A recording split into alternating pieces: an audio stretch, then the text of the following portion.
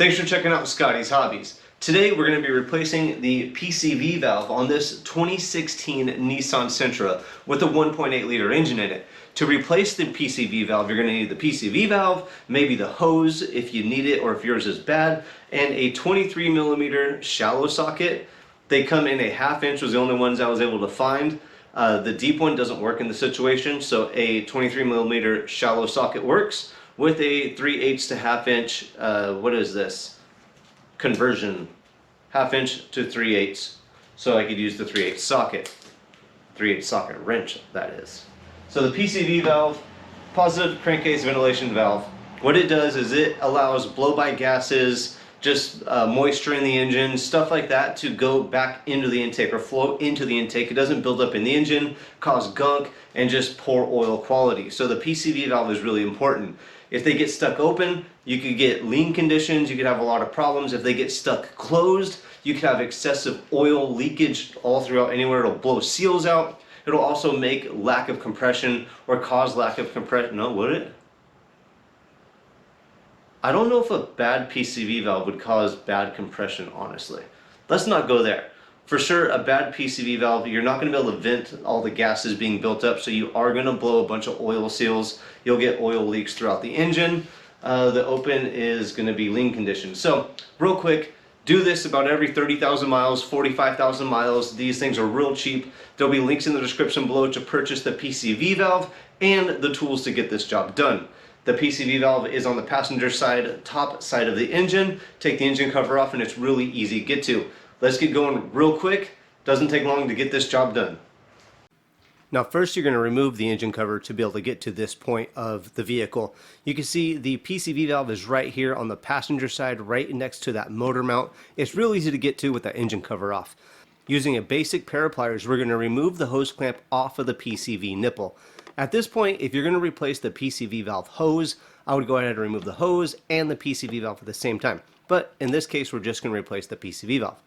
I use this flathead screwdriver to pry the hose off. I don't really like pulling on the hose itself, just in case I'm going to reuse it. I don't want to break it or put any stress on that hose. So use something to pry it off of the PCV valve. If you don't have a hose disconnector or the pair of pliers that you could put in there and it disconnects the hose, there will be links in the description for all the parts and tools that I talk about and show you in this video.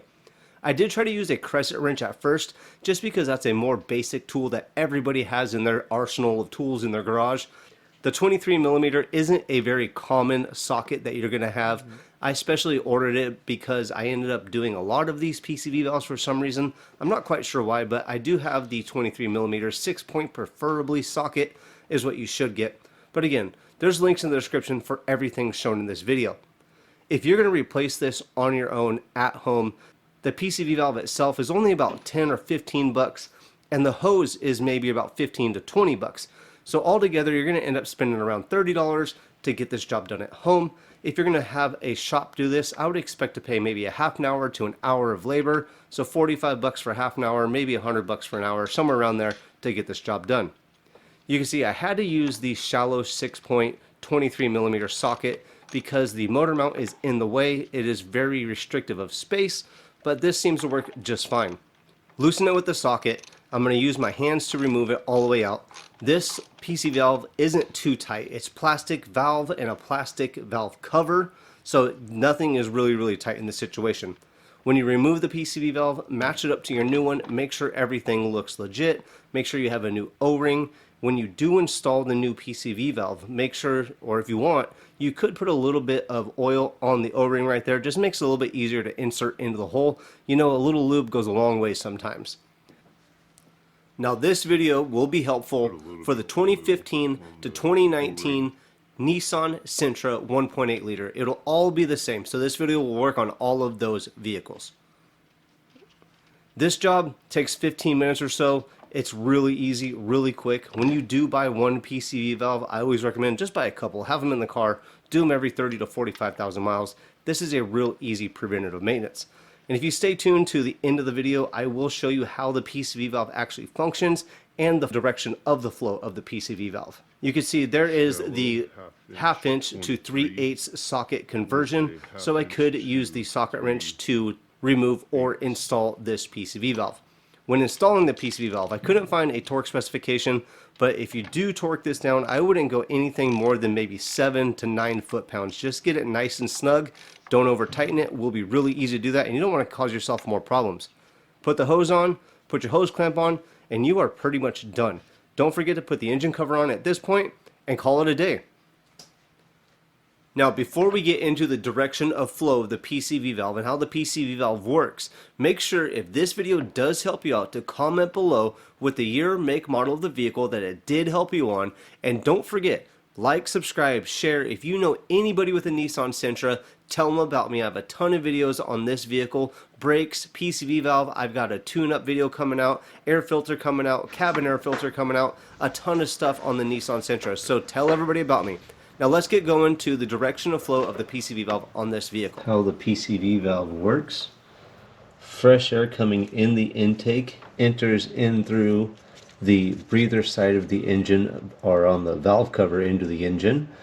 All of this fresh air will go through the engine, hopefully get the gases that are built up and the oils that are built up, and when the PCV valve opens right here because it gets vacuum, the dirty air from the engine will go through the PCV valve, down this hose right here, and into the intake.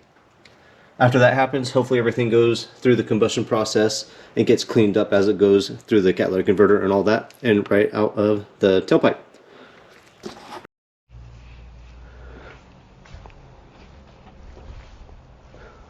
Hopefully this video helps you out. If it did, make sure you check out the other videos that are being uploaded or recently uploaded about this Nissan Sentra. Make sure to like, subscribe, and share. Tell everybody about Scotties Hobbies. Don't forget to put your engine cover on. It pops right back into place really easy. And that's it. Thanks for watching. I'll see you guys on the next hopefully helpful video. Check out one of these videos right here, wherever they're at. They might help you out, might tickle your fancy. Thanks for watching.